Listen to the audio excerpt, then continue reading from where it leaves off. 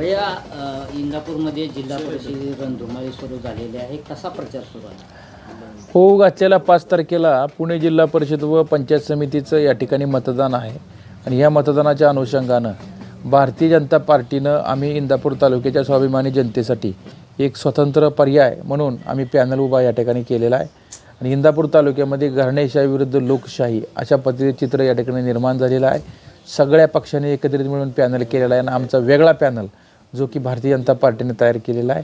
मला खात्री येणाऱ्या 5 तारखेला आमच्या भारतीय जनता पार्टीने उभ्या केलेल्या कमळ चिन्हासमोरील बटन दाबून इंदापूर तालुक्यातली स्वाभिमानी जनता बहुमताने या ठिकाणी विजय केल्याशिवाय राहणार नाही. खरं तर आजी माजी मंत्र्यांची मुलं या जिल्हा परिषदेच्या निवडणुकीमध्ये रिंगणात उतरलेले आहेत. त्यांनाच उमेदवारी दिलेली आहे. खरं अर्थाने अनेक ठिकाणी त्यांच्यावर टीका केली जाते. तुमच्याकडून देखील त्यांच्यावर टीका होते.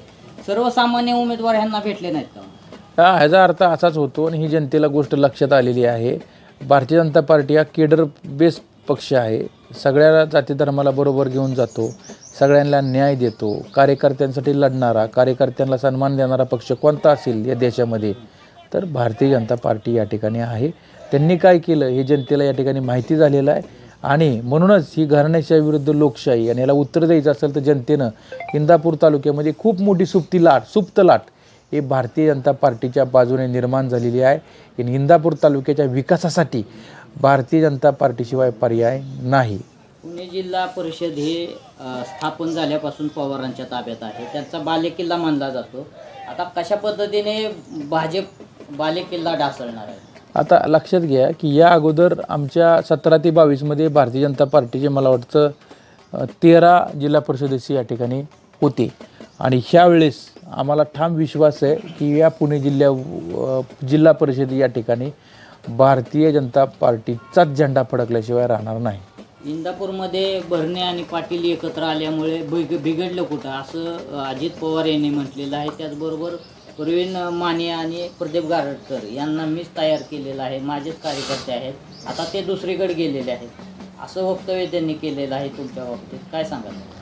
नाही, दादाजी बनले ही गोष्ट काय चुकीची आहे असं आमचं काही म्हणणं नाही आहे. मला सभापती हे आदरणीय राज्याचे उपमुख्यमंत्री अजितदादा पवारसाहेब यांनीच या ठिकाणी केलेलं त्यावेळेस होतं आणि ते आमचे त्यावेळेस नेते या ठिकाणी होते. निश्चित मी काय मान्य करतो ती गोष्ट, परंतु आज मी भारतीय जनता पार्टीचा कार्यकर्ता म्हणून राज्याचे मुख्यमंत्री देवेंद्र भाऊ फडणवीस साहेब यांचा मी कार्यकर्ता आहे. विधानसभेला जशी तुम्ही कडवी झुंज दिली त्या पद्धतीने आता देणार का? आता कशा पद्धतीने आता तुम्हाला भाजपची ताकद मिळाली, कसा तुमचा अजेंडा असणार आहे?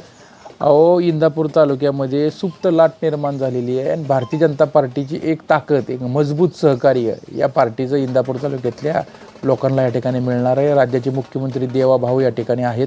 त्यांनी आम्हाला सांगितलेलं आहे की इथल्या सगळ्या जास्तीत जास्त जागा किंबहुना 24च्या 24 जागा तुम्ही निवडून द्या. इंदापूर तालुक्यामध्ये विकासाला खूप मोठ्या ह्यानं आम्ही सगळी मदत करू असं वचन आम्हाला देवाभाऊंनी या ठिकाणी दिलेलं आहे. इथल्या जनतेवर देखील आमचा विश्वास आहे की भारतीय जनता पार्टीचा पॅनल आमचा बहुमताने निवडून येईल. कोण प्रचाराला या ठिकाणी येणार? राज्यामध्ये अनेक मला वाटतं जिल्हा परिषद पंचायतमध्ये इलेक्शन असल्यामुळं मी राज्यातील अनेक मंत्री महोदय व आमच्या पक्ष संघटनेतील नेते मंडळींना आम्ही विनंती करणार आहोत प्रचारासाठी आणि ते येतील असा आम्हाला विश्वास आहे.